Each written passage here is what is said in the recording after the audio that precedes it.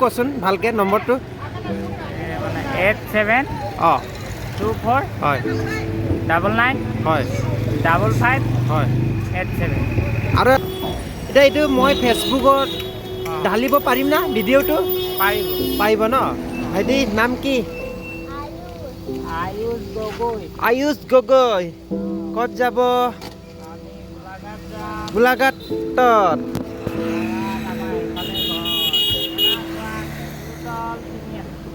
কি কি গাঁও বেঙেনা খোৱা গাঁও খেতুতল তিনিআলি নেপালী অঁ ক'ত গৈছিলে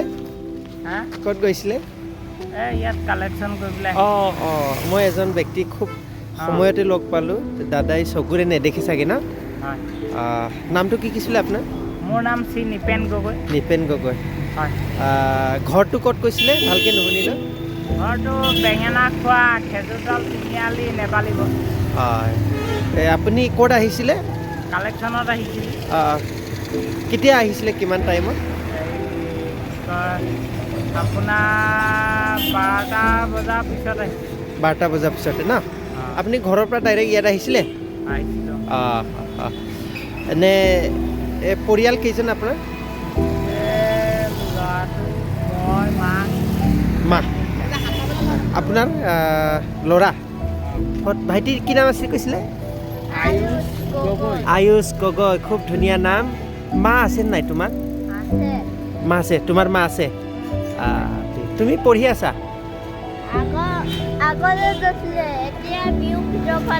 আকৌ বিহু পিছৰ পৰা যাবি ধুনীয়া পঢ়ি থাকিবা দেই ঠিকে দাদাক লগ পালোঁ খুব ধুনীয়া কালেকশ্যনত আহিছিল আৰু না দে এনেই ইনকাম হয় জানো কালেকশ্যন ৰাইজে দিয়ে দিনত কিমানমান আহে আপুনি আপোনাৰ 300 400 এইবিলাকত এনেকৈ মাৰিলে কৰিলে চলে আৰু ন চলে আৰু খুব ধুনীয়া ধুনীয়া এনে এটা কথাটো সুধিব বিচাৰিম আপোনাৰ খেতি বাতিটো নাই ভাড়া ঘৰতে মানে এতিয়া বৰ্তমান আছোঁ 2010 চনতে আমাৰ সৰু মামা পুতেকহেঁতে অত্যাচাৰ কৰি কেতিয়াবা খেদিলে কৰি মেলি খোৱা দেখিব নোৱাৰে মানে